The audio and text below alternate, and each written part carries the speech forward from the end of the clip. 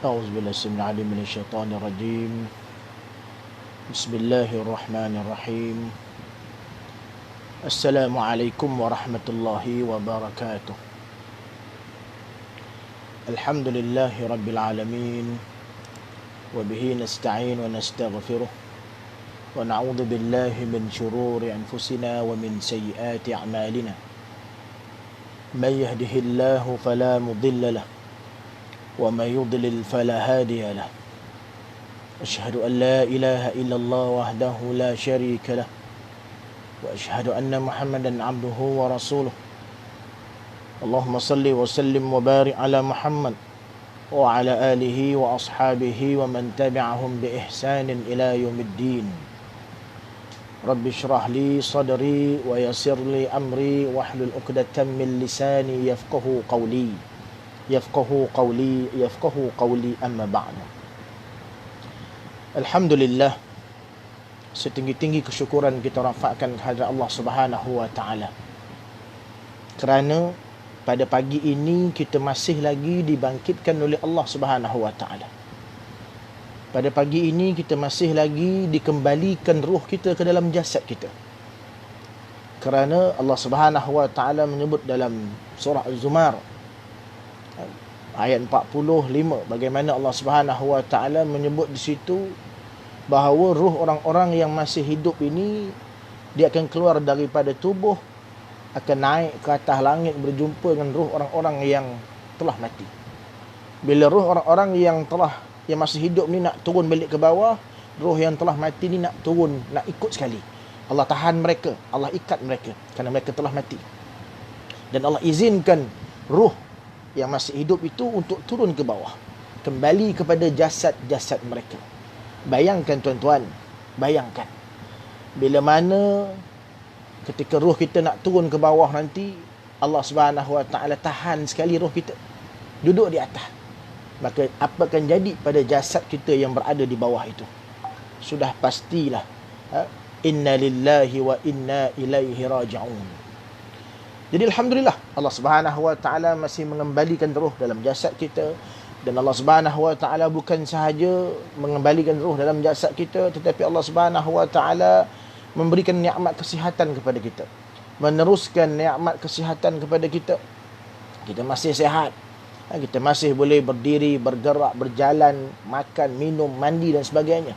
Dan yang paling penting tuan-tuan, Allah Subhanahu wa taala masih lagi mengekalkan segala pinjaman nikmat yang Allah beri pada kita daripada dulu sampai ke hari ini.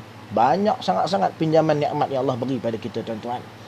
Kita bangun-bangun pagi, rumah masih ada. Ada orang bangun pagi, rumah terbakar dah. Kan? Kita bangun pagi, motor masih ada, kereta masih ada. Kita bangun pagi, isteri masih ada, suami masih ada, anak-anak masih ada. Kan? Ada orang bangun pagi, motor hilang tuan-tuan. Baru nak pergi surau, terus lemah semangat. Tak jadi pergi surau dah, pasal apa? Motor hilang. Wahal ada je motor lain, ada je kereta lain. Tapi disebabkan dengan kehilangan motor tu, menyebabkan kita hilang semangat nak pergi surau. Tapi alhamdulillah, rezeki kita masih, nikmat yang Allah pinjamkan kepada kita masih Allah kekalkan hingga ke hari ini. Dan yang paling penting, yang tadi tak penting sangat tu, ni yang paling penting tuan-tuan, ni yang paling penting. Apa dia? Allah Subhanahu wa taala masih mengekalkan kita dalam nikmat Islam dan iman. Yang mana dengan dua nikmat ini tuan-tuan, bila kita kekal dalam Islam dan iman, ada di antara kita yang mungkin tak berapa nak bahagia hidup atas dunia.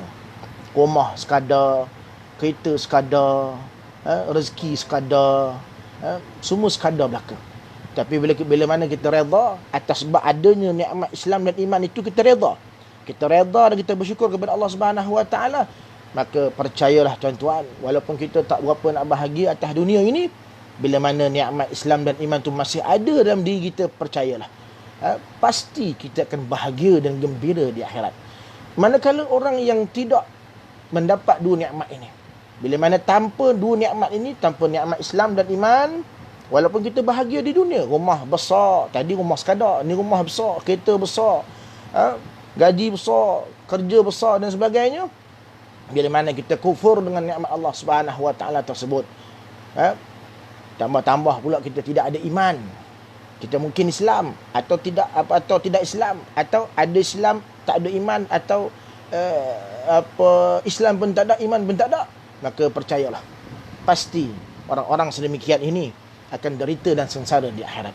Muslimin muslimat yang dirahmati Allah, terima kasih saya ucapkan juga kepada tuan-tuan dan puan-puan yang menonton live pada hari ini, iaitu satu kuliah subuh yang ditaja oleh Yayasan Budi Ehsan Malaysia, tuan-tuan.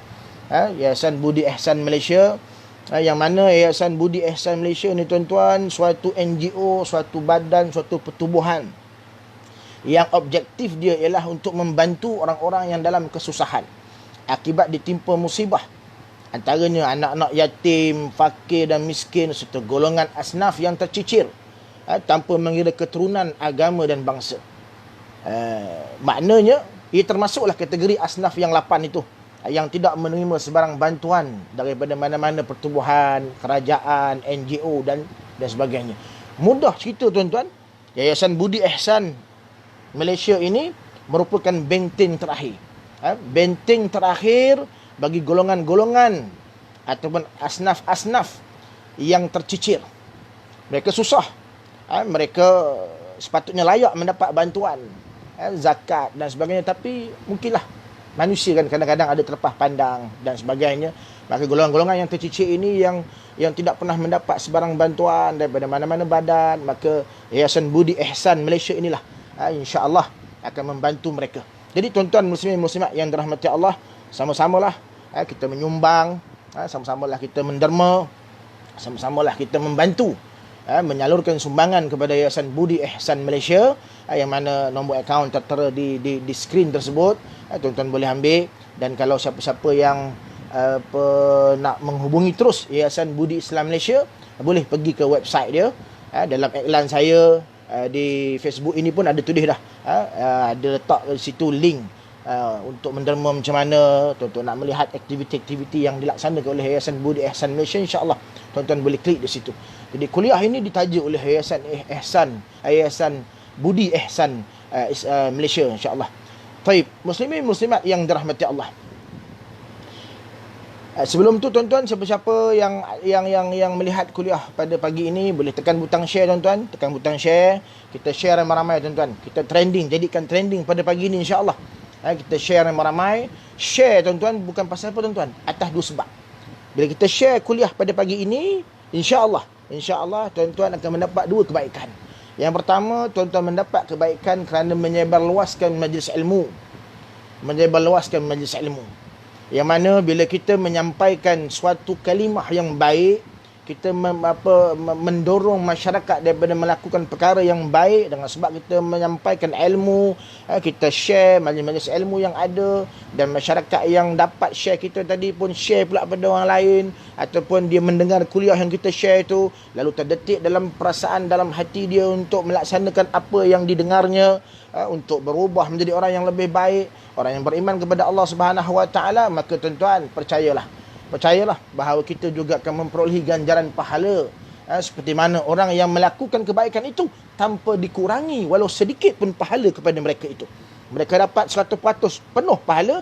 Kita yang telah men-share ataupun yang telah mengongsi, betul tak betul bahasa tu, kita faham sudahlah, tuan-tuan kan.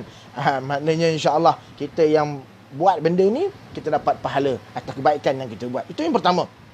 Yang kedua, tuan-tuan, kita share kuliah pada subuh ni, kali ni, pada pagi ni, dengan tujuan untuk kita menyebarluaskan fungsi dan peranan Yayasan Budi Ehsan Malaysia.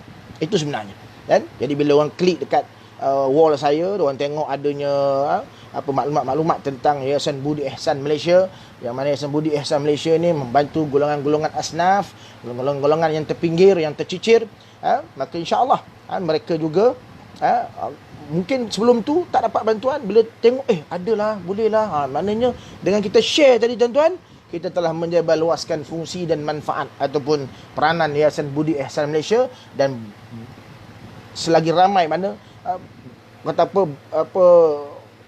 apa ramainya, bila ramainya orang mendapat manfaat daripada Yayasan Budi Ehsan Malaysia disebabkan dengan kita share tadi, insya-Allah kita juga akan mendapat pahala daripada Allah Subhanahu Wa Taala.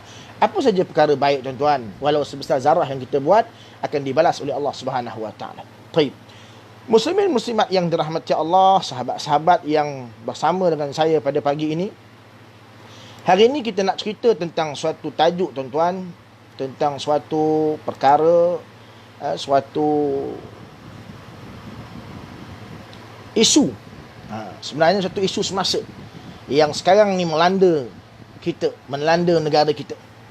Iaitulah coronavirus. Coronavirus ni banyak tuan-tuan dia. Dia daripada dulu lagi dia dah wujud dengan berbagai-bagai bentuk, berbagai-bagai spesies, saiz dan sebagainya. Maka kali ini coronavirus kali ini ialah yang disebut sebagai novel COVID-19 atau kita sebut yang mudah kita sebut iaitu COVID-19. Baik. Jadi tajuk kuliah pada pagi ini, tajuk kuliah subuh pada pagi ini ialah COVID-19, adakah ia merupakan bala atau ujian daripada Allah Subhanahu Wa Taala? Tajuk tuan-tuan, satu tajuk yang bila kita dengar saja ni sudah tentu kita nak tahu, ya Allah, dengan musibah yang berlaku pada hari ni, ya Allah. Sebelum tu kalau siapa-siapa yang melihat ni sila komen kalau macam mana suara jelas ke tidak. Sebab sebelah saya ni ada kipas. Itu yang bunyi gong tu, takut tak jelas. Kan? Kipas ni pun kipas kecil je kan. Tak boleh kipas besar terabur ni kan. Jadi boleh komen lah di situ. Kalau kata jelas. Kalau tak komen tu maknanya jelas lah tu, insya-Allah. Tak perlu komen pun tak apa. Jadi mana-mana yang tak jelas tu boleh komen.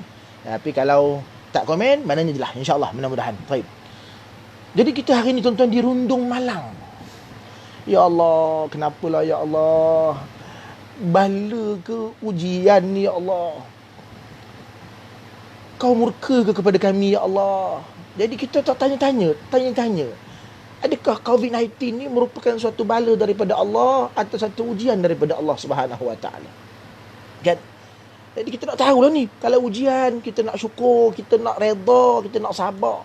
Kalau bala, kita nak minta ampun pada Allah, nak minta maaf pada Allah Subhanahu Wa Taala, agar bala ini diangkat oleh Allah Subhanahu Wa Taala dengan segera. Tuan-tuan muslimin muslimat yang dirahmati Allah, sebelum kita pergi kepada yang lebih jauh berkenaan dengan tajuk ini, COVID-19, adakah ia bala ataupun ujian daripada Allah Subhanahu Wa Taala? Maka marilah sama-sama kita renung, kita hayati satu firman Allah Subhanahu Wa Taala daripada surah Al-Anbiya ayat 35. Ba'da a'udzubillahi minasyaitonir rajim. Kullu nafsin dha'iqatul maut wa nabluukum bisyarri wal khairi fitnatan wa ilayna turja'un. Sadaqallahul azim. Allah Subhanahu Wa Taala berfirman dalam surah Al-Anbiya ayat 35 yang bermaksud tiap-tiap yang hidup, kullu nafsin, tiap-tiap yang hidup pasti dha'iqatul maut, akan merasai mati. Ini ayat yang biasa kita baca. Ini ayat yang biasa kita dengar bila mana para ustaz atau siapa-siapa memberikan peringatan tentang kematian. Sudah pasti ayat ini menjadi ayat wajib untuk dibaca. Bahawa setiap manusia atau setiap yang hidup, disebut sini setiap yang hidup, tak kiralah manusia ke, binatang ke, pokok, tumbuhan-tumbuhan, semua yang hidup, kata Allah Subhanahu Wa Taala, pasti akan merasai mati. Kemudian tuan-tuan, Allah Subhanahu Wa Taala menyebut selepas daripada itu apa dia? Wa nabluukum bisyarri wal khairi fitnah.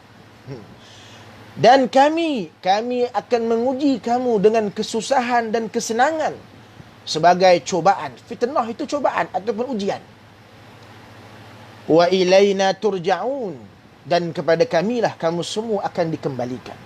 Muslimin muslimat, sahabat-sahabat yang dikasihi, yang dirahmati Allah Subhanahu Wa Taala sekalian. Kalau kita renung pada ayat ini, kita lihat pada ayat ini, kita hayati pada ayat ini, sudah pasti kita nampak dah bahawa Allah Subhanahu Wa Taala akan menjadikan setiap kesenangan dan setiap kesusahan itu fitnah. Fitnah dalam bahasa Arab maknanya cubaan. Antara makna fitnah ni cubaan lah. Cubaan. Jadi setiap daripada kita tuan-tuan, apa saja yang menimpa kita dari sudut kesusahannya, dari sudut kesukarannya, dari sudut kepayahannya, dari sudut kesengsaraan, dari sudut apa saja yang berbentuk perkara yang macam kita lihat macam buruk lah, macam Allah, macam tak nak lah kan benda-benda gini. Kita ni biasanya nak yang senang je, nak yang nikmat, nak yang mudah. Tapi yang buruk-buruk ni biasa tak mau kan. Jadi nak cerita di sini bahawa Allah Subhanahu Wa Taala sebut segala benda yang payah, yang susah, yang teruk, yang sengsara, derita dan sebagainya, dan segala yang senang, segala yang nikmat, yang bahagia, yang seronok, yang gembira, kata Allah, ia adalah fitnah, merupakan ujian kepada umat manusia. Muslimin, muslimat yang dirahmati Allah, jelas dah pada kita tuan-tuan bahawa dalam ayat ini jelas dah menerangkan kepada kita bahawa setiap yang susah, setiap yang sukar, dan setiap yang senang, setiap yang gembira itu merupakan fitnah ataupun merupakan ujian daripada Allah Subhanahu Wa Taala.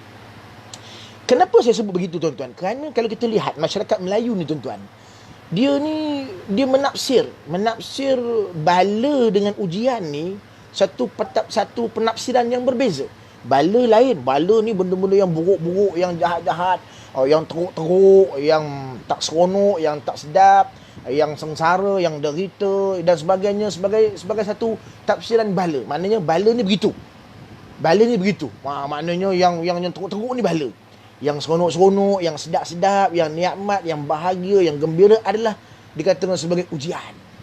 Sebenarnya kalau kita lihat pada ayat ni tuan-tuan, bala dan ujian tu sama je. Sama. Kalau kita lihat dari segi logawi, dari segi pentafsiran, dari segi makna kalimah, kita lihat dalam bahasa Arab disebut sebagai apa? Ibtila, kan? Imtihan, kemudian apa lagi? Fitnah. Ini semua mempunyai pengertian yang hampir sama je, iaitu dugaan ataupun ujian yang Allah beri kepada sebahagian hamba-hambanya yang beriman kepada Allah Subhanahu Wa Taala dengan tujuan nak meningkatkan lagi keimanan mereka, ketakwaan mereka kepada Allah Subhanahu Wa Taala. Itu dalam bahasa Arab. Bahasa Melayu sebut apa? Musibah, bala, bencana. Itu ujian lah. Maknanya tuan-tuan, secara mudahnya, secara ringkasnya, sampai pada poin yang sekarang ini tuan-tuan, kalau kita baca pada tajuk itu COVID-19, adakah dia bala ataupun ujian daripada Allah Subhanahu Wa Taala, maka sudah pasti kita dah nampak dah, kita dah jelas dalam pemikiran kita bahawa bala dengan ujian itu adalah sama, perkara yang sama. Maknanya COVID-19 ni apa dia? COVID-19 ni merupakan bala yang menjadi ujian kepada kita, ataupun bala dan ujian kepada kita, makhluk Allah Subhanahu Wa Taala. Nampak tak? Sebab tu kita kena jelas benda ni. Sebab bila sebut je, mu tahu tak, ni bala daripada Allah ni. Ni petaka daripada Allah ni. Ni bencana daripada Allah ni. Musibah daripada Allah ni. Nampak tak masyarakat kita? Bila tiba benda-benda buruk-buruk macam COVID-19 ni, bukan benda baik. Bukan benda elok, bukan benda yang menyeronokkan. Siapa seronok COVID-19 ni? Cuba kat tangan. Ada yang seronok tak? Tulis ni dekat komen tu, ya Ustaz, saya seronok. Saya seronok dengan COVID-19. Ada ke? Tak ada. Tak ada seorang pun yang seronok dengan COVID-19 tuan-tuan. Tak ada. Jadi orang kita bila sebut benda tak seronok ni, oh bala. Bila sebut benda tak seronok ni, ni bala ni. Ni musibah ni. Ini kemurkaan Allah Subhanahu Wa Taala.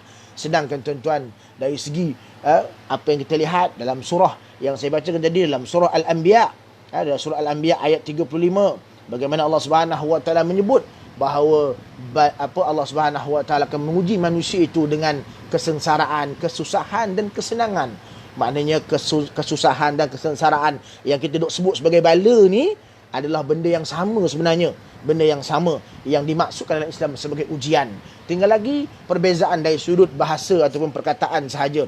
Macam contoh, bala, musibah, bencana dari sudut bahasa Melayunya yang membawa arti ujian kepada Allah, ujian daripada Allah Subhanahu Wa Taala.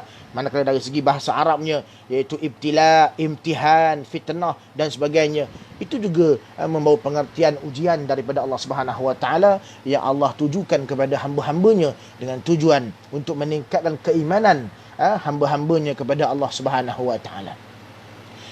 Muslimin muslimat yang dirahmati Allah, sahabat-sahabat saya yang dikasihi. Dah tu Ustaz, apa kita nak istilah kepada benda yang menjadi kemuliaan Allah Subhanahu Wa Taala? Kan? Muslimin muslimat yang dirahmati Allah. Ujian ini ataupun disebut sebagai bala, musibah, bencana tadi ni, ibtila, imtihan dan juga fitnah tadi ni, ujian ini dia ada lawan dia. Lawan dia tuan-tuan ialah apa dia? Uqubah, hukuman, keseksaan, azab, iqab. Ini sebenarnya yang memberikan tafsiran dan pengertian yang berbeza daripada ujian tadi tu. Uqubah, iqab, azab Allah Subhanahu Wa Taala, itulah yang Allah turunkan atau yang Allah kenakan ke atas golongan yang derhaka kepada Allah, golongan yang biadab kepada Allah Subhanahu Wa Taala, golongan yang ingkar kepada perintah Allah Subhanahu Wa Taala, golongan yang tidak beriman kepada Allah Subhanahu Wa Taala. Ni. Jadi bala, musibah, bencana tadi tu dengan ujian tu satu benda sebenarnya, satu kelompok. Satu geng. Kan?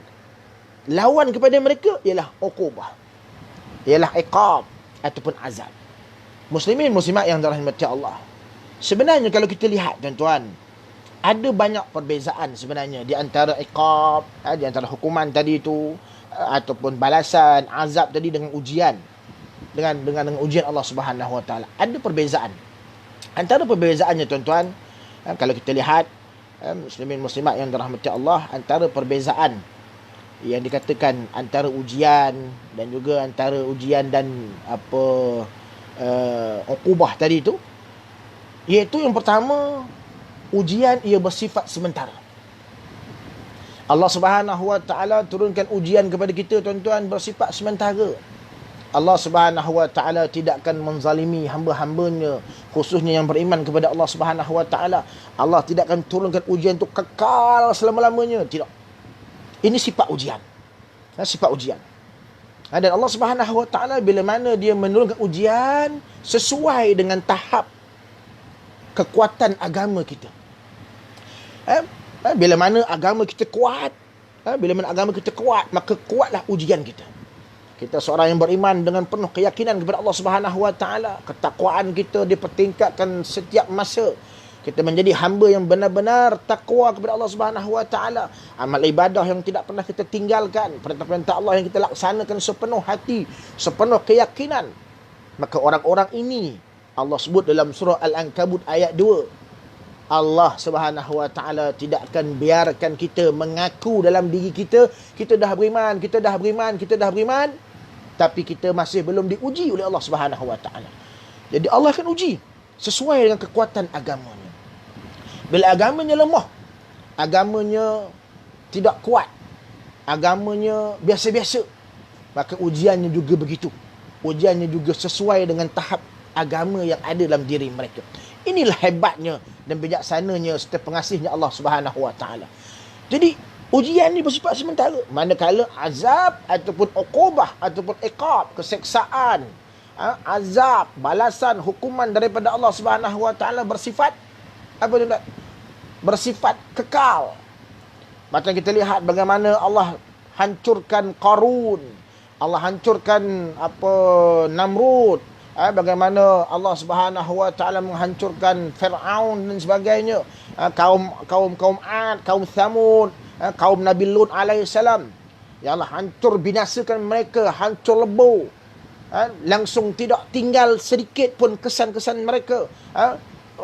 Saki-baki mereka habis terus. Itulah iqab. Itulah hukuman. Itulah azab Allah Subhanahu Wa Taala. Itu. Manakala ujian dia bersifat sementara, dia tidak kekal tuan-tuan. Ujian ni Allah turunkan untuk menguji tahap keimanan kita, meningkatkan darjat keimanan kita dan sebagainya. Jadi Allah uji kita. Muslimin muslimat yang dirahmati Allah, biasanya ujian ni tuan-tuan, antara perkara ataupun bentuk ujian yang Allah Subhanahu Wa Taala turunkan kepada kita sebagaimana yang terkandung dalam suratul Baqarah ayat 155. Ba'da a'udzubillahi minasyaitonir rajim. وَلَنَبْلُوَنَّكُمْ بِشَيْءٍ minal khawfi wal ju' wa naqsim minal amwali wal anfusi wath thamarat wa basyiris sabirin. Surah Al-Baqarah ayat 155.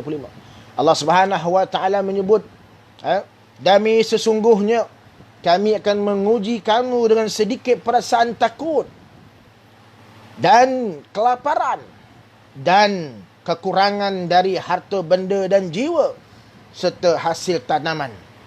Dan berilah kabar gembira kepada orang-orang yang sabar. Inilah 5 bentuk ujian yang Allah Subhanahu wa taala turunkan kepada kita hamba-Nya, hamba Allah Subhanahu wa taala. Allah biasanya akan turunkan ujian dalam bentuk 5 perkara ni tuan-tuan. Muslimin muslimat yang dirahmati Allah, sebelum kita bahas dengan panjang lebar berkenaan dengan surah Al-Baqarah ayat 155 ni tuan-tuan, saya nak mencelah sikit lagi kepada sesiapa yang baru melihat, yang baru bersama-sama dengan saya pada pagi ini. Kita menadah ilmu, kita masuk dalam majlis ilmu, kita niat lillahi ta'ala. Kenapa tuan-tuan? Kerana Nabi SAW bersabda dalam satu hadisnya, barang siapa yang menempuh suatu jalan untuk menuntut ilmu, maka Allah Subhanahu wa taala akan memperluas, akan mempermudahkan baginya jalan ke syurga tuan-tuan. Jalan ke syurga sangat payah tuan-tuan. Tidak senang untuk kita mendapatkan syurga Allah Subhanahu wa taala. Banyak kepayahan, banyak kesukaran, banyak cobaan, dugaan, ujian dan sebagainya. Itu atas dunia. Di akhirat nanti juga, bermula daripada permulaan alam akhirat itu alam barzah, kita diuji dalam tu lagi. Kemudian kita masuk kepada alam mahsyar, kita masuk kepada alam hisab, kita masuk kepada macam-macam alam lagi tuan-tuan. Nak masuk syurga Allah ni payah. Jadi yang kita berada pada majlis ilmu tuan-tuan, pada pagi ini insya-Allah dianggap juga sebagai satu majlis ilmu, walaupun kita berada di rumah kita masing-masing, kerana kita tidak dapat berkumpul seperti biasa disebabkan ujian yang Allah beri ini, itulah ujian COVID-19 menyebabkan kita terpaksa berada di rumah masing-masing. Jadi insya-Allah mudah-mudahan kita mendapat pahala dan dipermudahkan oleh Allah Subhanahu wa taala jalan menuju ke syurga. Jadi bagi sesiapa yang baru lihat, yang baru masuk, yang baru watch ni, kan, macam Zack Jack is watching, Muhammad Hasri Mat Rasin watching, Lily Kadi is watching, terima kasih banyak-banyak. Terima kasih banyak-banyak. Fauzia Mukhtar, sama-sama, terima kasih Ustaz, sama-sama. Jadi sama-samalah, kita tekan butang share, kita share kuliah ni, share di wall masing-masing tuan-tuan, share dengan sebanyak mungkin. Kerana apa tuan-tuan? Kerana yang saya sebut tadi tu, ganjaran pahala, kita menyebarkan kebaikan, menyebarkan ilmu, menyebarkan manfaat kepada orang lain agar sama-sama mendapat maslahah, mendapat manfaat daripada majlis ilmu pada pagi ini. Kemudian bagi sesiapa yang baru masuk juga, untuk pengetahuan bahawa kuliah ini ditaja oleh Yayasan Budi Ihsan Malaysia, yang mana Yayasan Budi Ihsan Malaysia ini juga telah merancang berbagai-bagai aktiviti, projek, program dan sebagainya untuk membantu golongan asnaf serta orang-orang dalam kesusahan akibat ditimpa masalah, ditimpa musibah dan sebagainya. Saya ulang kembali, Yayasan Budi Ihsan ini merupakan satu NGO yang menjadi benteng terakhir bagi golongan asnaf yang lapan dan sesiapa sahaja yang ditimpa musibah, kemiskinan, anak yatim, kefakiran dan sebagainya, tanpa mengira agama, mengira bangsa, kaum dan sebagainya.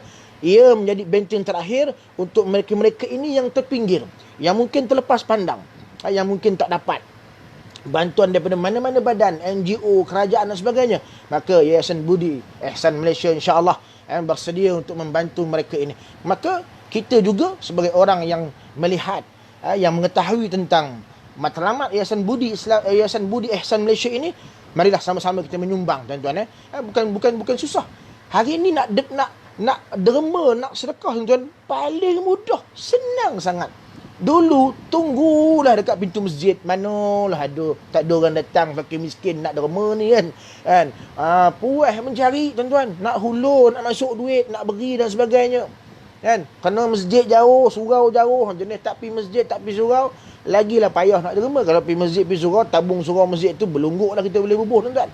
Ini jenis yang yalah kadang-kadang sibuk dan sebagainya, susah nak pergi surau masjid, lepas tu tak jumpa pula fakir miskin, macam mana nak derma? Dululah. Sekarang senang, tak jumpa pun tak ada masalah.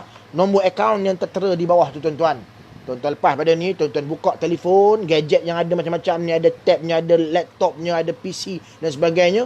Tuan-tuan boleh masuk aja www.maybank2u.com.my. Kalau yang ada akaun Maybank lah, ataupun .cimbclick kan .com.my, ataupun BIM Bank Islam ke kenapa kan, macam-macam lah. Boleh buka. Enter je. Transfer online. RM50. Yang nak buat arahan tetap setiap bulan, dialu-alukan. Masya Allah. Semoga Allah Subhanahu Wa Taala memberi ganjaran yang hebat kepada tuan-tuan.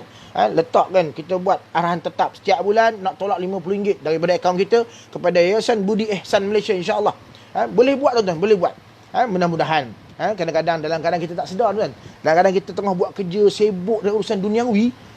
Rupanya pada tarikh tu, tolak daripada akaun kita RM50. Kita sebenarnya telah menyumbang kepada Yayasan Budi Ihsan Malaysia. Maknanya kita buat arahan tetap tu setiap bulan akan tolak. Setiap bulan dapat pahala. Dan setiap bulan kita tidak terlepas daripada balasan kebaikan daripada Allah Subhanahu Wa Taala atas sebab sedekah yang kita buat. Kemudian Ustaz Bakhtiar Fitri. Masya Allah, orang hebat ni. Juga join watching, alhamdulillah. Masih Ustaz. Jadi sama-sama lah kita menyumbang tuan-tuan. Dan yang paling penting, setiap sedekah, setiap sumbangan, setiap derma akan mendapat pelepasan cukai daripada lembaga hasil dalam negeri. Orang bila sebut lembaga tuan-tuan, orang memang takut dah, tahu dah lembaga. Antara lembaga zakat dengan lembaga hasil paling orang takut. Lembaga zakat orang boleh tentu je. Walaupun tuan-tuan, ia juga merupakan kewajipan kepada kita sebagai umat Islam. Lembaga hasil kewajipan kepada negara. Lembaga zakat kewajipan kita kepada agama Allah Subhanahu Wa Taala. Jadi kedua-duanya penting, mesti kita laksanakan. Jadi siapa nak dapat pelepasan cukai, insya-Allah setiap sumbangan dan derma yang kita beri kepada Yayasan Budi Ihsan ini akan mendapat pelepasan cukai daripada lembaga hasil dalam negeri. Baik, kita sambung kembali perbahasan kita tuan-tuan berkenaan dengan COVID-19 ni. Jadi dalam ayat surah Al-Baqarah 155 tadi yang saya baca tadi, jelas kepada kita, jelas dah bahawa Allah Subhanahu Wa Taala akan menguji manusia ni dalam 5 perkara. Yang pertama, Allah Subhanahu Wa Taala akan berikan perasaan khauf, takut. Takut. Ada tak sekarang ni berlaku ketakutan dalam diri kita? Ada tak? Ada tuan-tuan. Ada. Bila kita tanya dalam diri kita, Allah, bimbangnya nak keluar rumah. Bang, susu anak habis bang. Bang, beras habis bang. Bang, gula, tepung, bawang, itulah kan. Saya suruh beli banyak sikit. Abang kata tak apa. Kan sekarang dah habis dah ni. Dulu masa tu okey lagi tuan-tuan. Ni bang, tak gerun sangat. Yang ni sekarang ni dah gerun dah. Kan dah berapa ribu dah kan kes. Berapa ribu kes dah tuan-tuan. Allahu Rabbi kan, yang berlaku di Malaysia. Yang positifnya berapa ribu. Yang kemudian alhamdulillah tak kurang juga yang sembuh. Macam semalam 91 orang sembuh daripada Ipoh. Geng-geng tabligh belaka, Alhamdulillah. Maknanya bebas daripada COVID-19, boleh balik rumah, jumpa anak bini. Ini satu nikmat yang tidak terhingga tuan-tuan. Kita bila dah diusung bawa ke hospital tuan-tuan, Allah kan, kita tak tahu dah kan, adakah kita boleh berjumpa lagi dengan isteri dan anak-anak kita. Kita pandang mereka dengan wajah yang sedih, wajah yang penuh dengan penyesalan. Kenapalah sebelum ni aku tak ambil cakna apa yang diperintahkan oleh kerajaan. Kenapalah sebelum ni aku buat tak tahu, aku buat bodoh aja, aku buat aja. Seolah-olah macam aku ni handal, kebal, kan? Akhirnya bila dijangkiti COVID-19, kita merasa menyesal teramat-amat sangat tuan-tuan. Jadi kita nak keluar rumah pun tuan-tuan takut. Allah, kita tak nampak kuman ni. Kalau kita nampak tak apa. Kita keluar rumah kan, nak masuk je kedai tu nampak kuman beratur kat depan pintu kan. Bosok kedabak kuman tu lebih kurang sama dengan kita je saiz dia kan. Tak apa, kita ngelak dulu. Angkau masuk dulu lah kan. Kan lepas tu tunggu dia keluar. Dia dah keluar je kita pun baru masuk balik. Tak apa tuan-tuan. Ini kita tak nampak. Dan satu perkara yang kita kena ingat tuan-tuan, betapa kasihnya Allah, betapa sayangnya Allah tuan-tuan. Antara hikmahnya, sambil-sambil kita cerita tentang bab bala ujian ni, saya nak selit juga tentang hikmahnya, supaya kita tak terlupa di akhir episod nanti, di akhir kuliah nanti, takut terlupa. Antara hikmah tuan-tuan, walaupun COVID-19 ni kuman yang kita takut, virus yang kita takut, kita tak nampak dia di mana-mana kan, tapi ingat, Allah begitu kasih dan sayang kepada kita. Walaupun Allah turunkan virus COVID-19 ni kena ke atas negara kita, Allah Subhanahu wa ta'ala dengan sifat pengasih dan penyayangnya, Allah tidak jadikan virus ini satu virus yang mengganas, satu virus yang kita tidak boleh nak elak daripada terkena jangkitannya. Allah tak jadi begitu. Maknanya virus ini tidak berterbangan di awang-awangan. Kalau berterbangan tuan-tuan, naya tuan-tuan, kita buka pintu je pun, virus tu boleh masuk dalam rumah kita, habis satu rumah kena. Betul tak? Kan kita baca maklumat daripada KKM, daripada MKN, WHO dan sebagainya. Yang mana virus ni bila seseorang yang carrier, yang membawa virus, bila dia bersin je, kan, dia boleh pergi beberapa ketika, berapa jauh, tak lebih pun daripada satu meter.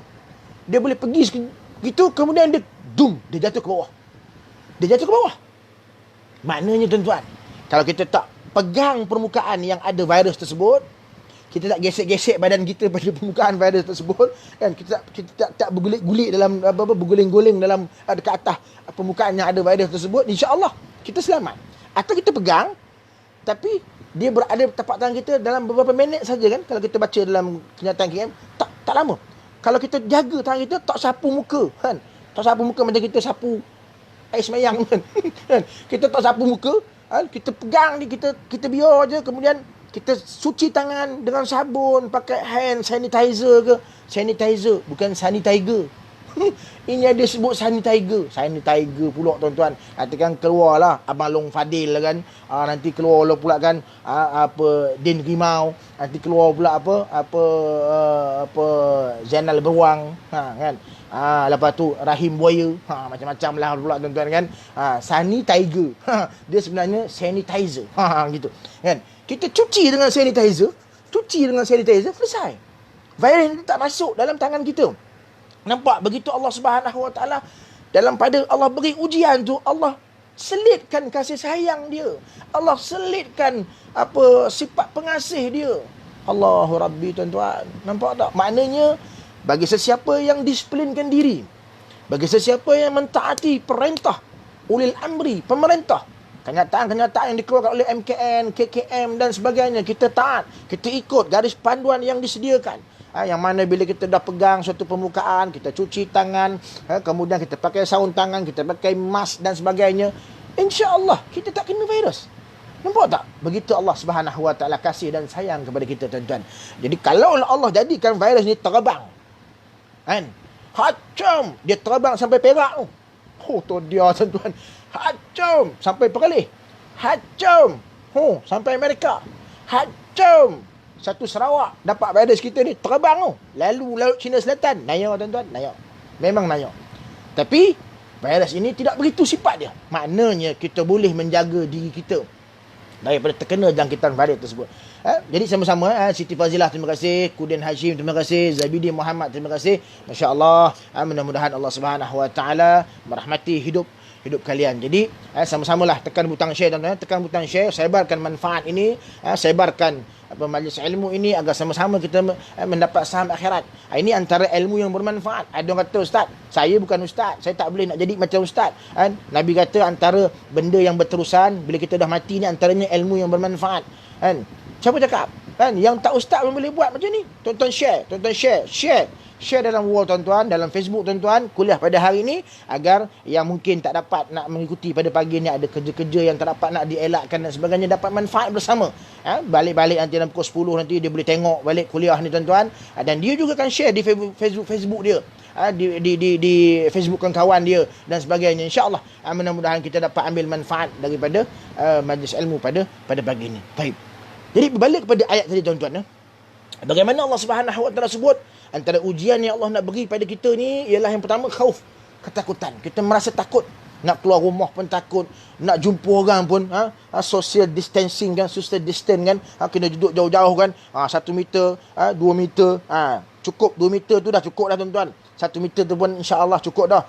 Jangan sampai 2 kilometer. 2 kilometer tuan-tuan, nak berhubung macam mana? Pakai walkie-talkie dia jawabnya, ataupun pakai WhatsApp. Kan?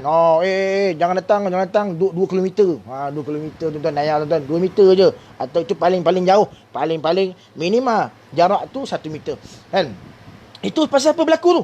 Pasal apa kita kena buat begitu? Pasal apa kita takut? Pasal takut. Kan? Dan juga takut ni juga ditafsirkan oleh sebagian ulama kepada musuh. Takut kepada musuh. kan? Musuh yang menyerang kita dan sebagainya. Baik. Jadi Allah Subhanahu Wa Taala menguji kita ni dengan sedikit perasaan takut. Kemudian wal-ju' dengan perasaan kelaparan. Muslimin muslimat yang dirahmati Allah. Lapar. Kan? Hari ini tuan-tuan, berapa ramai masyarakat kita yang ketandusan makanan, yang ketandusan kelengkapan hidup. Beras makin habis, gula makin habis, garam, bawang, minyak, lauk pauk dan sebagainya, tepung makin habis. Mereka ini akan merasai kelaparan tidak lama lagi. Maka inilah antara matlamat Yayasan Budi Ihsan Malaysia untuk membantu mereka. Dan terima kasih, tahniah, dan semoga Allah Subhanahu Wa Taala membalas segala jasa orang-orang mereka yang telah memberikan infak dan sumbangan yang hebat kepada frontliner, kepada para doktor, pada askar, polis dan sebagainya, kepada orang-orang yang berjuang bermati-matian untuk menangani krisis pandemik COVID-19 ini. Mereka mengeluarkan wang mereka, duit mereka, semata-mata untuk membantu golongan-golongan yang susah. Jadi tuan-tuan, mudah-mudahan Allah membalas ganjaran kebaikan yang mereka buat itu dengan kebaikan yang hebat di dunia dan di akhirat. Antara ujiannya Allah beri kelaparan. Ramai di antara kita yang lapar, tuan-tuan. Kadang-kadang kita makan pun tidak, kan? 2 hari sekali makan. Allah beri ujian. Ini ujian. Ya Allah, kenapalah aku ni, ya Allah. Usaha macam-macam, ya Allah. Kerja macam-macam, ya Allah. Tapi banyak sangat ujian yang aku dapat, ya Allah. Dan orang lain boleh makan 4 kali sehari, 5 kali sehari, 6 kali sehari. Aku, ya Allah, 5 hari sekali, ya Allah. Allah beri ujian. Itu ujian. Bila mana kita redha dengan ujian Allah Subhanahu Wa Taala, percayalah Allah Subhanahu Wa Taala akan meningkatkan darjat keimanan dan ketakwaan kita kepada Allah Subhanahu Wa Taala. Jadi Allah beri ujian, antaranya ujian ketakutan, ujian kelaparan. Wa naqsim minal amwali wal anfusi was samarat. Allah Subhanahu Wa Taala akan memberikan ujian kekurangan, kurang dari sudut harta benda. Allah, duit makin lama makin habis, masuk tidak, kan? Tuan-tuan, percayalah tuan-tuan, sedekah yang terbaik tuan-tuan ialah sedekah dalam keadaan kita masih nak kepada kekayaan. Sedekah dalam keadaan kita takut kemiskinan. Oi, duit makin sikit ni. Asyik sedekah aja kan. Dah tinggal 50,000 daripada 5 juta. Oi, banyak benar aku ni sedekah kan. Tak nak kan. Makin kita tengok duit ni rasa takut je pakai. Takut je miskin tuan. Percayalah. Sebagaimana mafhum hadis Nabi SAW, kita sedekah ketika kita dalam keadaan takut miskin ini, takut apa-apa ini, kita sedekah juga adalah sedekah yang terbaik. Afdalus sadaqah. Kan, sedekah yang terbaik. Baik. Jadi Allah beri kurang harta kita. Sedikit demi sedikit, sedikit demi sedikit. Ini juga merupakan ujian daripada Allah Subhanahu Wa Taala. Dan kekurangan harta ini bukan setakat kekurangan harta saja. Dalam bab kurang ni bukan setakat kurang harta, tapi Allah Subhanahu Wa Taala beri kurang kepada jiwa. Kurang jiwa macam mana Ustaz? Hidup nyawa-nyawa ikan kan. Kalau jiwa penuh, segar buga. Kan, jiwa kurang, gitu Ustaz? Tak. Kurang jiwa ni maknanya orang yang kita sayang ada berapa orang? 10 orang. Kurang satu. Maknanya apa? Almarhum. Fil baqa' kan? Fil barzah. Kan? Inna lillahi wa inna ilaihi raji'un. Itu sebenarnya. Itu sebenarnya dimaksudkan kekurangan di situ. Kekurangan maknanya orang yang kita sayang pergi meninggalkan kita, diambil oleh Allah Subhanahu Wa Taala. Antara banyak-banyak ujian ni, ujian perasaan takut, ujian perasaan ujian lapar, ujian kurang harta, kurang tanam-tanaman, kurang nyawa, iaitu kematian. Ujian kematian adalah ujian yang paling besar, ujian yang paling hebat di sisi Allah Subhanahu Wa Taala. Pada manusia, di sisi manusia, ujian yang paling hebat adalah ujian kematian. Tuan-tuan, sebab tu selalu kan dalam Facebook, dalam WhatsApp kan ada keluar video kan macam mana ya, van ambulans datang ambil orang yang kena COVID-19 positif kan. Lepas tu ditulis bawah tu kan, ingatlah bahawa pemergian kita ke hospital ini kemungkinan besar pemergian ataupun waktu atau detik yang terakhir bagi keluarga kita. Kita tak dibenarkan melawat. Kalau kita sembuh, alhamdulillah. Kalau kita tak sembuh, mati, maka itulah detik terakhir kita bersama dengan keluarga kita sebenarnya. Jadi Ujian kematian ni tuan-tuan berlaku tak pada hari ini? Berlaku. 2 benda tuan-tuan. 3 benda mungkin. 4 sebenarnya berlaku-belaka. Kan? Perasaan khauf, perasaan takut kita. Bukan takut. Bukan ada orang kata, alah takut benar pada virus. Ini salah tuan-tuan. Ini bukan masalah tu. Kan? Kita bukan takut virus melebihi takut Allah Subhanahu Wa Taala. Kita takut Allah Subhanahu Wa Taala dengan jaga diri daripada terkena virus. Kerana Allah Subhanahu Wa Taala sebut dalam Quran, jangan mencampak diri kita dalam kebinasaan. Kita terjun ke tempat yang positif COVID-19, yang banyak orang kena COVID-19, tanda kita campak diri dalam kebinasaan. Itu tanda bukan orang takut kepada Allah Subhanahu Wa Taala. Itu tanda berani terlajak. Kan? Jadi kita bimbang kepada virus tadi tu terkena pada kita. Jadi perasaan takut berlaku pada hari ni. Kemudian perasaan lapar. Macam saya sebut tadi kan, ada orang kan bila Perdana Menteri mengumumkan perintah kawalan perintah kawalan pergerakan, ramai berpusu-pusu beli barang dan sebagainya kan, panic buying dan sebagainya, macam-macam lah kan. Ada orang yang panik juga tuan-tuan. Bukan pasal panik pasal PKP nak dilaksanakan. Tak. Dia buka je beg duit, dia panik sangat-sangat. Dia terkejut tengok beg duit dia. Masya Allah. Kenapa bang? Inna lillahi wa inna ilaihi raji'un. Duit abang tak ada. Nak beli macam mana? Allah, ya ke bang? Tak apalah bang, kita beli sekadar yang ada lah bang. Dalam beg saya adalah RM100 bang. Jomlah bang. Nanti anak-anak nak makan apa? Kita beli tuan-tuan. Lepas pada tu tuan-tuan, tak ada duit dah. Tak ada makan dah tuan-tuan. Dengan sebab COVID-19 ni, kita diuji dengan ketakutan. Kita diuji dengan kelaparan. Kemudian kita diuji dengan apa? Wa naqsim minal amwal. Kan? Ada orang yang diberhentikan kerja. Ada orang yang tak dapat pendapatan. Yang putus pendapatan. Seperti contoh para penceramah, para asatizah tuan-tuan yang full timer. Yang memang kerja dia, pendapatan dia semata-mata dengan berceramah di masjid, surau dan sebagainya tuan-tuan. Ini golongan yang boleh dikatakan diuji dengan wa naqsim minal amwal, iaitu kekurangan dari segi harta. Kan? Banyak manalah duit yang tinggal tuan-tuan. Mungkin selama hari ni dia hidup dengan apa adalah insya-Allah alhamdulillah saguah hati daripada pihak masjid, surau dan sebagainya. Tapi bila tutup masjid, tutup surau tuan-tuan, maka mereka ni hilang pendapatan tuan-tuan. Mereka hilang pendapatan. Jadi bila hilang pendapatan, maka berkurang harta tadi, berkurang lah. Duk kikir hari-hari tuan-tuan, duit simpanan tuan-tuan, akhirnya habis. Nampak tak ya Allah? Nampak tak? Dah 3 tu. Yang pertama diuji dari segi apa tadi? Ketakutan. Diuji dari segi kelaparan. Diuji dari segi kekurangan harta benda. Kemudian diuji dari segi kekurangan jiwa, itu kematian. Yang ni tak semua lalui tuan-tuan. Dalam situasi pada hari ini, pandemik COVID-19 ni, tidak semua yang menghadapi situasi ujian keempat, iaitulah kematian. Ada yang menerima, ada yang melaluinya tuan-tuan. Ada saudara mara yang ayahnya dibawa ke hospital, lepas daripada 5-6 hari dapat berita daripada pihak hospital, ayah telah meninggal dunia. Kesihatan makin merosot. Bawa ke hospital, dah nampak simptom-simptom. Kemudian tiba-tiba sesak nafas, kan, masuk mesin pernafasan, masuk pada ICU dan sebagainya.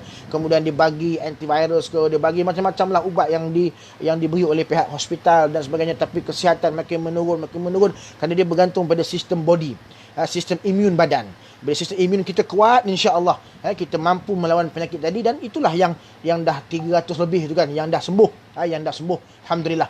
Jadi ada yang tak sembuh, yang dipanggil oleh Allah Subhanahu Wa Taala. Inilah ujian kematian. Dah 4 dah. Kemudian wathamarat, maknanya wa naqsim minal amwali wal anfusi wathamarat, iaitu ujian dari sudut kekurangan tanaman, hasil-hasil tanaman. Maknanya apa?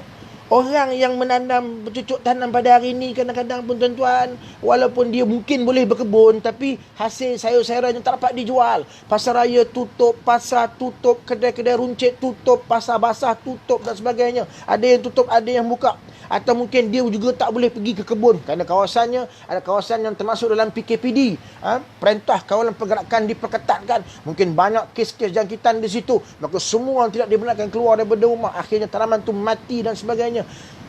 Maka nampak tak tuan-tuan? Nampak tak? Dengan hanya Allah menghantar COVID-19, Allah menghantar virus corona ini, Kelima-lima ujian itu, lima-lima ujian yang Allah sebut dalam surah Al-Baqarah ayat 155 berlaku ke atas kita, tuan-tuan. Allahu Rabbi, Allahu Akbar, tuan-tuan. Inilah yang berlaku pada kita hari ini, tuan-tuan. Ujian daripada Allah Subhanahu Wa Taala. Muslimin muslimat yang dirahmati Allah. Kalau kita lihat, tuan-tuan, antara hikmah juga ujian ataupun bala. Seperti mana yang nak sebut pada tuan-tuan, ujian dan bala itu adalah benda yang sama yang kita dah sebut pada awal kuliah tadi. Ujian Allah Subhanahu Wa Taala, COVID-19, tuan-tuan, antara hikmahnya ialah Allah Subhanahu Wa Taala sebenarnya, tuan-tuan, untuk memberi peringatan dan menyedarkan muslim atau menyedarkan mukmin. Atau mudah cerita, tuan-tuan, kadang-kadang Allah Subhanahu Wa Taala tarik sedikit nikmat untuk menganugerahkan nikmat yang besar. Allah tarik nikmat kebebasan satu je.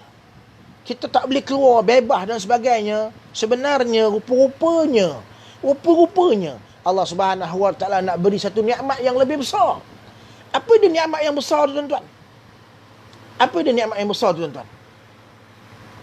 Apa dia? Hari ini, sedar tak sedar, kalau kita muhasabah diri, kalau kita renung-renungkan kembali dalam kehidupan keluarga kita, ingat Allah Subhanahu Wa Taala sebut, ya ayyuhalladzina amanu qu anfusakum wa ahlikum nar. Wahai orang-orang yang beriman, hendaklah kamu menjaga diri kamu dan ahli keluarga kamu daripada bakaran api neraka Allah Subhanahu Wa Taala. Tuan-tuan muslimin muslimat, sahabat-sahabat yang saya kasihi sekalian, yang dirahmati Allah Subhanahu Wa Taala. Hari ini, tuan-tuan, bila kita tinggal sekejap dunia luar itu, dunia pekerjaan, dunia perniagaan, dunia cari rezeki dan sebagainya, kita tinggal sekejap, tuan-tuan. Kita berhimpun dalam rumah bersama dengan ahli keluarga kita, tuan-tuan. Pernah tak kita terfikir, bila last dan kali terakhir kita duduk sama-sama dengan ahli keluarga kita yang semuanya ada? Kita bergurau dengan mereka, kita bercanda dengan mereka, kita main kejar-kejar dengan bini kita, masuk buah katil, nyorok belakang almari, nyorok dekat telekung semayang kan, gantung dengan gantung kan, dia panjang. Kan antara tempat menyorok yang paling strategik, tuan-tuan, masuk belakang dia kan, tak nampak kaki tu kan, nampak macam telekung juga kan. Kalau kita pakai kain kan, nampak panjang gitu. Tu bila kita nak buat, bila masa ni kita boleh buat gitu, tuan-tuan? Kita sibuk dengan urusan dunia, kita lupa bahawa keluarga ni adalah amanah daripada Allah Subhanahu Wa Taala. Kita lupa bahawa isteri kita, anak-anak kita ini adalah tanggungjawab kita. Bukan kerja kita hanya semata-mata cari duit, lambatkan duit, cari duit, beli beras 30 kampit, makan engkau. No, bukan begitu. Banyak benda yang kita terlepas pandang, tuan-tuan. Banyak benda yang kita terlepas pandang sebenarnya. Jadi bila kita dihimpunkan dalam rumah masing-masing, cuba tanya suami, bila kali terakhir dia membantu isteri memasak di dapur? Bila kali terakhir dia membasuh baju? Bila kali terakhir dia membasuh pinggan dan sebagainya? Bila kali terakhir kita makan bersama dengan keluarga? Bila kali terakhir kita membasuh kereta bersama-sama? Bila kali terakhir kita menonton TV bersama-sama? Bila kali terakhir kita membaca Al-Quran bersama-sama, beribadah bersama-sama? Dari segi hubungan dengan manusia tu, bila, iaitu keluarga kita yang pertama tu, bilanya kali terakhir kita bersama dengan mereka? Jadi dengan datangnya COVID-19 ni, kita duduk di rumah, kita dilupakan dengan urusan pekerjaan kita. Kita duduk di rumah, berehat di rumah, majikan bagi cuti dan sebagainya. Menyebabkan apa, tuan-tuan? Kita dapat bersama dengan keluarga kita. Itu hubungan dengan manusia, iaitu hubungan dengan keluarga. Kemudian, tuan-tuan, hubungan dengan Allah Subhanahu Wa Taala. Pernah tak kita muhasabah dan kita renung dalam pada masa hari ini, tuan-tuan? Kita renung dan kita muhasabah. Bila kali terakhir kita membaca Al-Quran? Bila kali terakhir kita beristighfar? Astaghfirullahalazim alladzi la ilaha illa huwal hayyul qayyum wa atubu ilaih. Astaghfirullahalazim. Bila, tuan-tuan? Bila kali terakhir Kita beristighfar dengan banyak. Kalau Nabi yang tak berdosa pun istighfar 100 kali. Kita yang banyak dosa, padan ke dengan 3 kali lepas mayang saja? 3 subuh, 3 zuhur, 3 asar, 3 maghrib, 3 isyak. Padan ke? Tak padan. Tak padan. Nabi yang tidak berdosa tu 100 kali istighfar. Kenapa kita yang penuh dengan dosa keliling kita hanya 15 kali istighfar? Jadi bila kali terakhir kita istighfar dengan banyak, tuan-tuan? Tuan-tuan ingat, tuan-tuan, Nabi sebut man lazimal istighfar ja'alallahu lahu min kulli dhikin makhraja wa min kulli hammin faraja wa razaqahu min haitsu la yahtasib. Ramai yang merungut, mengeluh kesah, rezeki tak masuk, susah dan sebagainya, tapi mereka lupa bahawa antara jalan membawa rezeki kepada kita, jalan je ialah dengan istighfar kepada Allah Subhanahu Wa Taala. Nabi sebut, barang siapa yang melazimi istighfar, Allah Subhanahu Wa Taala akan memberikan kepadanya setiap dhikin, kesempitan itu, makhraja, jalan keluar. Hari ini kita rasa sempit, kita rasa susah, kita diuji dengan ketakutan, dengan lapar, kita diuji dengan kekurangan harta benda, kekurangan jiwa, kekurangan hasil-hasil tanaman dan sebagainya.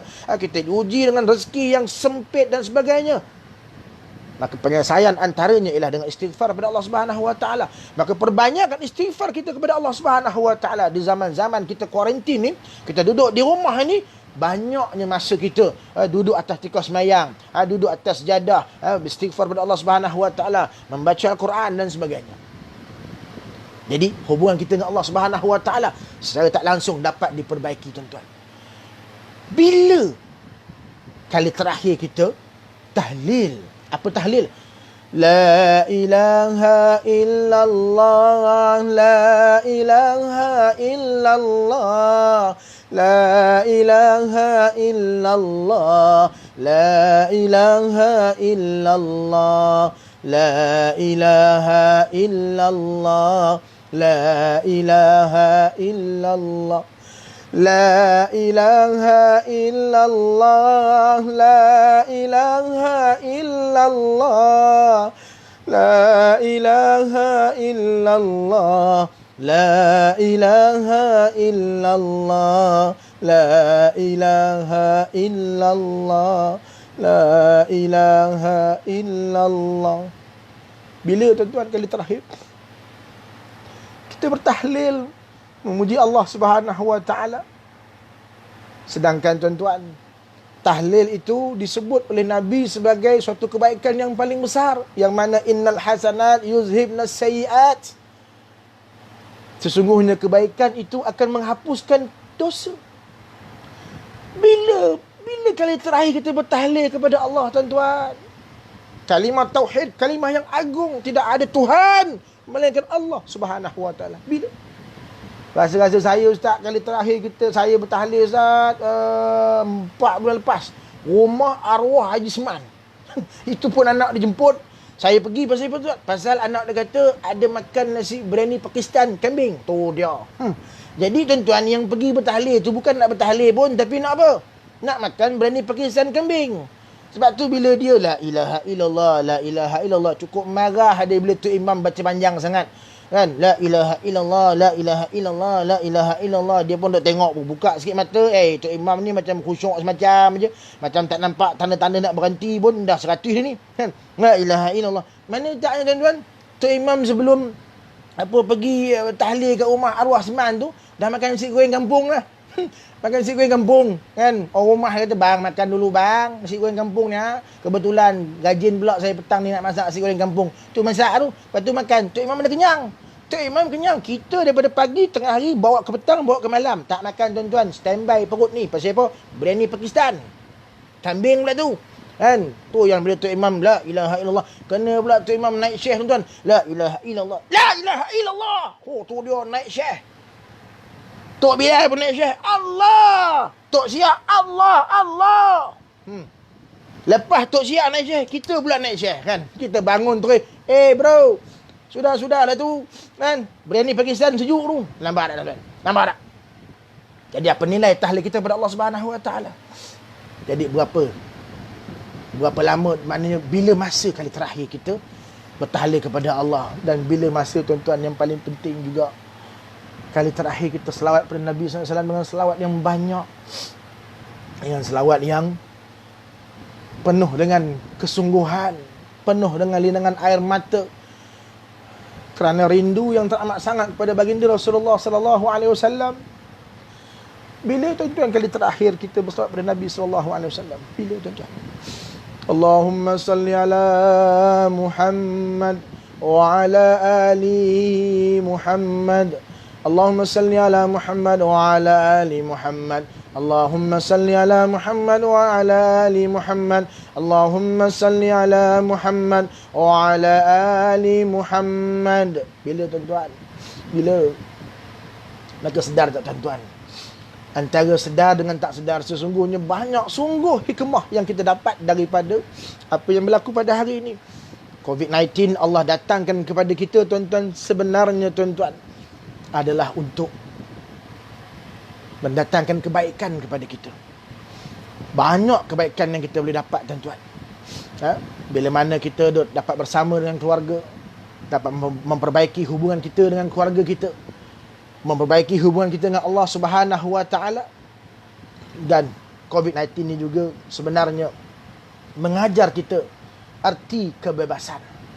Bila mana kita dikurung dalam rumah ni tuan-tuan, dikurung dalam rumah yang kita boleh bergerak sebenarnya. Daripada depan boleh pergi belakang, boleh pergi bilik 1, bilik 2, bilik 3, bilik 4. Boleh pergi ruang dapur 1, dapur 2, dapur 3. Yang jenis banyak-banyak dapur lah. Boleh pergi bilik air 1, bilik air 2, yang jenis banyak bilik air. Kan? Banyak bilik airnya. Setiap satu bilik air. 5 bilik air. Setiap bilik kita boleh pergi. Sedar tak tuan-tuan? Sebelum ni mungkin bilik air yang belakang tu kita tak pernah pergi pun. Pasal apa? Duk pergi bilik air yang tu je. Tapi oleh kerana dah duduk dalam rumah ni bosan lah kan, tak tahu nak buat apa kan. Lah masuk juga bilik air belakang tu. Masuk juga store tuan-tuan. Masuk juga halaman depan dan sebagainya. Macam-macam nak. Kita boleh bergerak sendiri. Kita walaupun di kuarantin, kita duduk dalam rumah tuan-tuan, tapi kita masih boleh bergerak. Bayangkan nanti suatu masa, saat dan ketika tuan-tuan, suatu masa, saat dan ketika akan pasti berlaku. Kita di kuarantin, yang mana kita di kuarantin tidak boleh kita bangkit, kita bangun, kita keluar lagi dah. Kuarantin kita yang terakhir, itu kita dimasukkan dalam alam barzakh. Yang mana alam barzakh ini rumah yang wajib bagi kita, rumah yang kita tidak boleh elak tuan-tuan. Rumah ini tuan-tuan, dia tidak luas macam rumah yang kita kena kuarantin pada hari ini. Dia tidak terang macam mana terangnya rumah yang kita kena kuarantin pada hari ini. Dia tidak wangi macam mana wanginya rumah yang kita kena kuarantin pada hari ini. Rata-rata rumah ada airwick tuan-tuan, tengah-tengah tu psh, bunyi kan.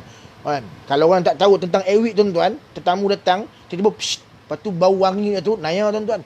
Mak aku pesan, kalau tiba-tiba bau wangi, tanda ada pontianak. Naya tuan-tuan. Walaupun pontianak tu airwick tu. Kan? Yang pancuk-pancuk tu kan? Kan? Rumah kita wangi. Tapi rumah dalam kubur, kuarantin kita dalam kubur nanti tuan-tuan, Allahu Rabbi tuan-tuan, gelap, sempit, kemudian busuk, kemudian tetamu kita cacing, ular, lipan, binatang-binatang dalam tanah tu semua tetamu kita.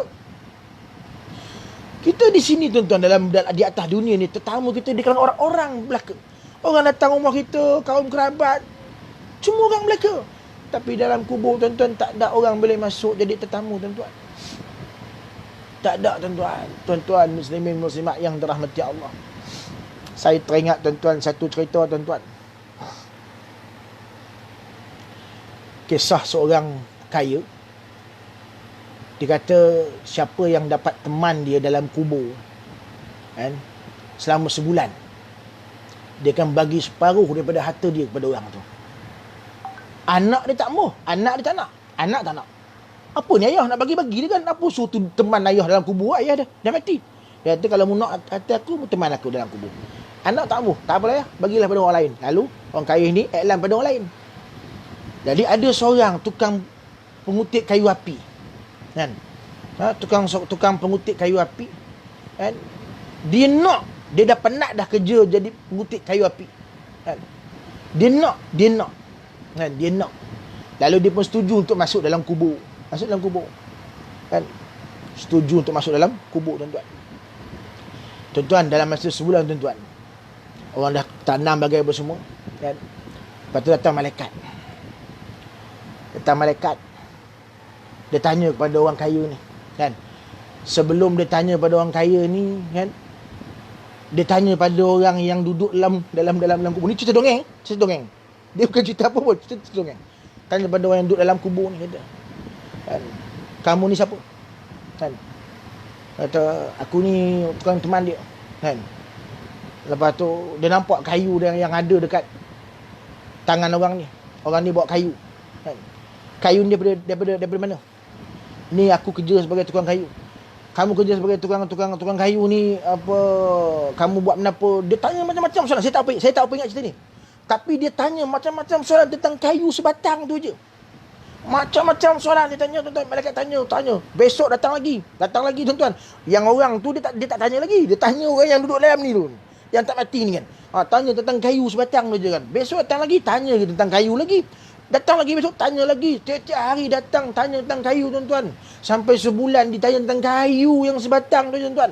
Lepas sebulan, tuan-tuan, dia keluar daripada kubur. Orang semua tepuk tangan. Oh, tu dia kan. Hebat kan. Berjaya masuk dalam kubur sama sebulan. Peneman kepada orang kaya. Dapatlah harta, kan. Mari sini kami nak bagi harta yang banyak daripada kamu. Tuan-tuan tahu apa yang orang tu kata? Kamu ambil lah, aku tak nak, kan. Aku tak nak harta ni, tuan-tuan. Kenapa? Aku yang hanya bawa sebatang kayu ni sebagai peneman aku, pasal antara aku ni tukang ambil kayu. Jadi aku memang rapat dengan kayu lah. Aku bawa kayu sebatang je. Ditanya oleh malaikat sebulan tu tentang kayu sebatang. Ini kan pula harta yang banyak ni, yang orang kaya ni punya ni. Berapa lama nak habis masa dah dalam kubur nak tanya tentang harta yang banyak tu. Kayu ni pun nak ambil masa sebulan. Dia kata tak nak lah, aku tak nak, tuan-tuan. Ni cerita dalam kubur, tuan-tuan. Cerita dongeng sebenarnya. Antara pengajarannya itulah, maknanya setiap apa yang kita ada atas dunia ni akan Allah persoalkan di akhirat nanti, tuan-tuan. Jadi kita kena amanah dan jujur dengan nikmat yang Allah bagi pada kita. Jadi tuan-tuan muslimin muslimat yang dirahmati Allah, inilah antaranya, tuan-tuan, antara ujian ataupun disebut sebagai bala, bencana, musibah yang Allah beri pada kita pada hari ini, tuan-tuan. Iaitulah COVID-19, 19. Adakah dia bala dan ataupun ujian? Kedua-duanya sama. Dia merupakan bala dan juga ujian daripada Allah Subhanahu Wa Taala. Yang mana bala itulah ujian daripada Allah Subhanahu Wa Taala. Orang kaya diuji dengan bala yang lain. Orang miskin diuji dengan bala yang lain. Bala tu ujian lah, bala tu ujian. Jadi kita juga diuji dengan bala yang sesuai dengan tahap kemampuan kita. Dan 5 ujian yang telah disebutkan dalam surah Al-Baqarah ayat 155 tadi tu jelas menunjukkan kepada kita, tuan-tuan, bahawa Allah Subhanahu Wa Taala hantar hanya COVID-19 ni, tuan-tuan. Kelima-lima ujian tu sebenarnya kita dah rasa pada hari ini. Kita merasa takut, kita merasa kelaparan bagi setengah manusia yang tak cukup bekalan makanan, duit dan sebagainya. Kita merasa kekurangan dari segi harta benda, tak ada pendapatan dan sebagainya. Duk tarah, duk kikih simpanan yang ada. Akhirnya makin kurang. Kita merasai kekurangan jiwa, iaitu kematian bagi orang-orang yang dipilih oleh Allah Subhanahu Wa Taala. Yang kematian ahli keluarga disebabkan COVID-19 ini, maka dia termasuk pada ujian yang keempat ini. Dan kita merasai kekurangan dari sudut hasil tanaman.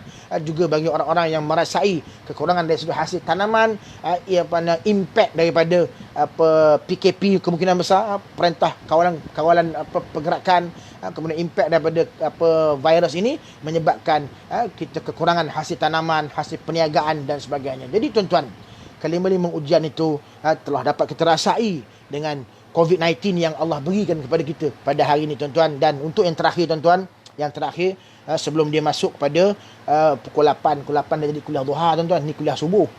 Kan? Jadi untuk yang terakhir, tuan-tuan, sedar tak, tuan-tuan, bahawa sebenarnya ujian yang Allah beri kepada kita ini sebenarnya untuk meningkatkan atau menaikkan darjat kesabaran kita, keimanan kita.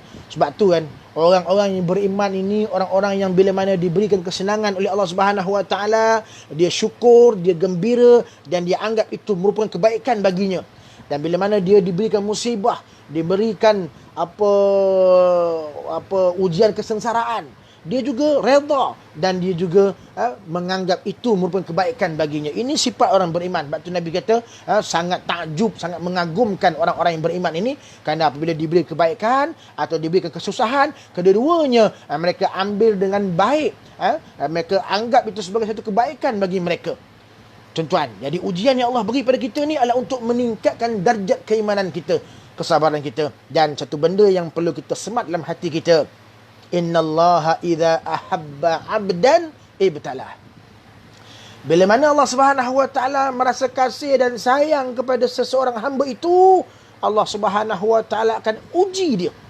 Allah Subhanahu wa taala akan uji. Allah akan uji, tuan-tuan, kerana ujian Allah ni tanda Allah kasih kita, Allah sayang kita. Ada di antara kita yang lupa pada Allah Subhanahu wa taala, Allah usik sikit, kita terus teringat Allah Subhanahu wa taala. Betul tak? Orang yang sihat Allah uji dengan sakit, terus ingat Allah Subhanahu wa taala. Dan bila mana orang yang sihat itu diuji dengan sakit, baru kita tahu dan sedar betapa bernilainya nikmat sihat. Orang yang lapang itu diuji dengan kesempitan waktu, baru kita tahu betapa nilainya kelapangan masa. Orang yang kaya diuji dengan kemiskinan, baru kita tahu betapa bernilainya kekayaan. Orang yang muda diuji dengan tua, baru kita tahu betapa bernilainya muda remaja atau kemudaan dan keremajaan. Kan? Atuk ni kan, Tok fikir-fikir balik kan zaman-zaman muda dulu kan, kalau lah atuk. Banyaklah kalau, nampak tak? Maknanya zaman muda tu dia tak buat. Dia tak dapat nak buat. Dah datang tua baru terfikir betapa berguna dan bernilainya nikmat muda. Jadi nikmat yang Allah beri ni kita tak rasa nilainya, tuan-tuan, sebelum Allah uji dengan berlawanan daripada nikmat tersebut. Sakit, sihat Allah uji dengan sakit, kaya Allah uji dengan miskin, muda Allah uji dengan tua, lapang Allah uji dengan dengan sempit, dan mati dan hidup Allah uji dengan mati. Jadi tuan-tuan, bila mana Allah Subhanahu wa taala sayang pada kita, Allah Subhanahu wa taala kasih kepada kita, sebenarnya Allah Subhanahu wa taala akan menguji kita. Bila mana Allah uji kita, tanda Allah sayang kita, tanda Allah kasih kita, tuan-tuan. Jadi jadikanlah, tuan-tuan, ujian COVID-19 yang mana kita dah sebut tadi bahawa ujian ini bersifat sementara, dia tidak selama-lamanya. Percayalah, dengan kita bertawakal kepada Allah, kita berdoa kepada Allah, kita meminta kepada Allah. Macam malam tadi, kita baca, kita berzikir beramai-ramai di rumah masing-masing, bermunajat dengan zikir munajat yang dibekalkan oleh Majlis Agama Islam Selangor. Kita bermunajat, kita berzikir beramai-ramai di corong-corong masjid, surau dan sebagainya. Ada imam dan bilal yang melaungkan zikir-zikir tersebut, dan kita ikut di rumah dan sebagainya. Kita semayang hajat, kita minta pada Allah Subhanahu wa taala. Mudah-mudahan, percayalah, tuan-tuan, bila mana kita redha, kita sabar dengan ujian ini. Kenapa, tuan-tuan? Kerana dalam ayat 155 tadi tu, surah Al-Baqarah, Allah tutup dengan wabasyiris sabirin. Kan? Maka bergembiralah ataupun berilah kabar gembira kepada orang-orang yang sabar. Jadi bila mana kita menghadapi ujian virus COVID-19 ni dengan sabar, kita ikut peraturan, ikut undang-undang yang telah ditetapkan oleh pemerintah. Kemudian kita tidak lupa untuk bermunajat kepada Allah, semayang hajat, kita berdoa, berzikir, kita beristighfar banyak-banyak, dan kita banyak membaca zikir la ilaha illa anta subhanaka inni kuntu minaz zalimin.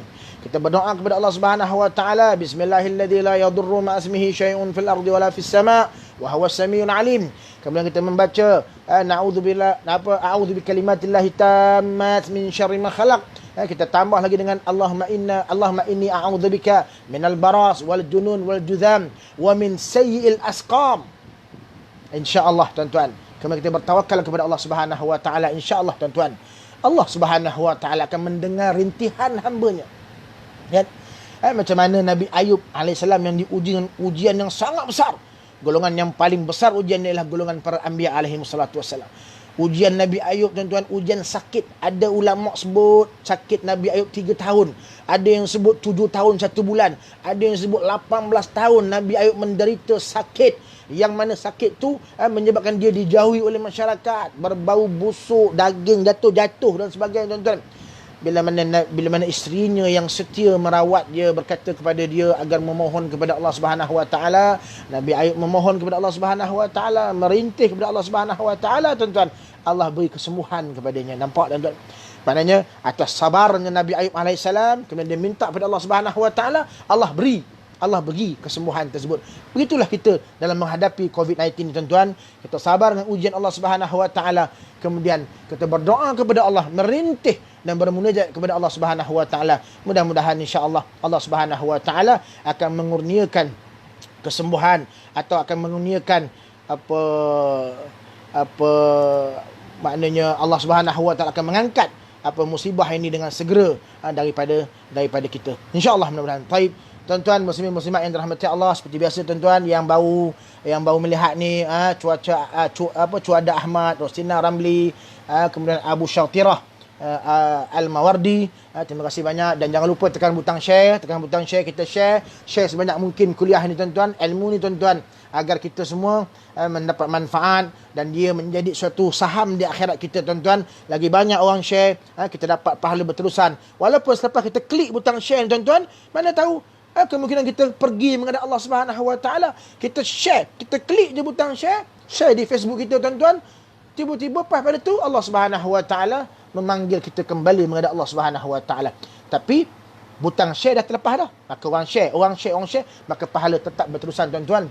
Walaupun kita telah kembali kepada Allah Subhanahu Wa Taala. Dan sebelum tu, tuan-tuan, untuk yang terakhirnya, saya ataupun dan juga Yayasan Budi Ihsan Malaysia sekali lagi merayu kepada tuan-tuan muslimin muslimat yang dirahmati Allah yang melihat kuliah pada pagi ini, untuk sama-sama kita menderma.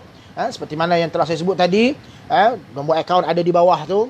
Siapa yang nak berhubung terus dengan yayasan, boleh klik di Facebook wall saya, ada alamat link website yayasan. Tuan-tuan boleh berhubung dengan yayasan, boleh bercakap sendiri dengan yayasan, apakah bentuk program aktiviti yang yayasan sedang buat, yayasan sedang rancang untuk membantu golongan-golongan asnaf yang 8 tu, dan golongan-golongan yang susah, yang terpinggir, yang mungkin terlepas pandang daripada menerima sebarang bantuan. Maknanya golongan ni tak terima pun bantuan, tak dapat bantuan daripada mana-mana NGO, kerajaan dan sebagainya. Maka Yayasan Budi Ihsan Malaysia menjadi benteng terakhir untuk mereka mengadukan masalah, untuk mereka memohon pertolongan. Mohon pertolongan memang kepada Allah. Ini jangan salah faham. Maknanya nak minta pertolongan atas nisbah manusia dengan manusia, kan? Kita nak minta pertolongan dengan manusia ni kena cari yang ada lah, kan? Takkan nak minta dengan dia miskin minta dengan fakir. Jawabnya apa? Apa pun tak dapat, kan? Jadi kena cari yang ada lah. Antaranya Yayasan Budi Ihsan, Yayasan Budi Ihsan Malaysia, yang kerja dia matlamat, dia membantu masyarakat, tak kira agama, tak kira bangsa dan tak kira kaum dan sebagainya, tuan-tuan. Jadi tuan-tuan boleh membuat sumbangan, membuat derma, dan insya-Allah mudah-mudahan Allah Subhanahu Wa Taala akan memberikan ganjaran yang besar. Ingat, tuan-tuan, bila kita derma, tambah derma online. Derma online, tuan-tuan. Saya tak nak lah, Ustaz, pelepasan cukai ni, pelepasan cukai kena revealkan diri saya bagaimana semua. Tak apalah, Ustaz. Saya tak nak, saya nak derma straight je, kan? Kita pun enter transfer 500,000, kan, daripada Yayasan Budi Ihsan Malaysia, dan orang pun tak tahu yang kita derma. Inilah derma yang terbaik, tuan-tuan. Bila mana tangan kanan yang memberi, sehingga kan tangan kiri yang rapat ni pun tak tahu pun, kanan kau buat apa tadi? Tak ada apalah. Nampak tak? Gitu. Bukan kita canang satu Malaysia dah derma, print screen receipt tu buh dalam Facebook. Saya dah derma dah. 5,000. Alah, tak banyak mana pun tu, sikit je tu. Tuan-tuan, walaupun niat di sisi Allah Subhanahu Wa Taala, tapi tak apa, tak ada masalah, tuan-tuan. Kalau kita niat ikhlas kepada Allah Subhanahu Wa Taala dan nak memberi dorongan kepada masyarakat lain untuk sama-sama menderma, insya-Allah, kita boleh buat. Taib, tuan-tuan muslimin muslimat yang dirahmati Allah, saya rasa cukup setakat ini, tuan-tuan. Sekali lagi, sama-samalah kita share butang ni, kita share kuliah saya pada pagi ini. Tekan butang share di wall masing-masing, dan mudah-mudahan insya-Allah dengan usaha kita ini, dengan apa yang kita buat, insya-Allah akan Allah Subhanahu Wa Taala beri ganjaran yang sangat besar. Kalau tidak di dunia, pasti di akhirat. Kerana kehidupan di akhirat adalah kehidupan yang abadi, yang kita tertunggu-tunggu, yang kita dambakan. Di akhirat hanya ada 2 negeri, sama ada negeri syurga ataupun negeri neraka. Sudah pasti kita nak jadi ahli syurga yang ditempatkan oleh Allah Subhanahu Wa Taala, mungkin bersama-sama dengan para syuhada, dengan para anbiya alaihi wassalatu wassalam, orang-orang saleh dan sebagainya, insyaallah. Tuan-tuan, jangan lupa untuk menderma, untuk menyumbang kepada Yayasan Budi Ihsan Malaysia, dan jangan lupa untuk klik butang share dan kita sharekan kepada masyarakat lain, sahabat-sahabat kita yang mungkin tidak berpeluang untuk mengikuti kuliah pada pagi ini. Dan tuan-tuan boleh mengikuti Facebook Yayasan Budi Ihsan Malaysia, boleh lihat di situ kuliah-kuliah mana lagi, pada waktu bila lagi kuliah-kuliah akan dijalankan ataupun akan dilaksanakan dari masa ke semasa oleh Yayasan Budi Ihsan Malaysia, insyaallah. Mudah-mudahan. Jadi saya mohon ampun dan maaf sekiranya terkasar bahasa, terlajak masa dan sebagainya. Mudah-mudahan dengan apa yang berlaku pada hari ini, ia memberi satu iktibar pada kita dan memberi satu kebaikan daripada kita, kebaikan di dunia dan kebaikan di akhirat, insyaallah. Mudah-mudahan. Wallahu a'lam bissawab. Aqulu qawli hadza wa astaghfirullah li wa lakum. Wassalamu alaikum warahmatullahi wabarakatuh.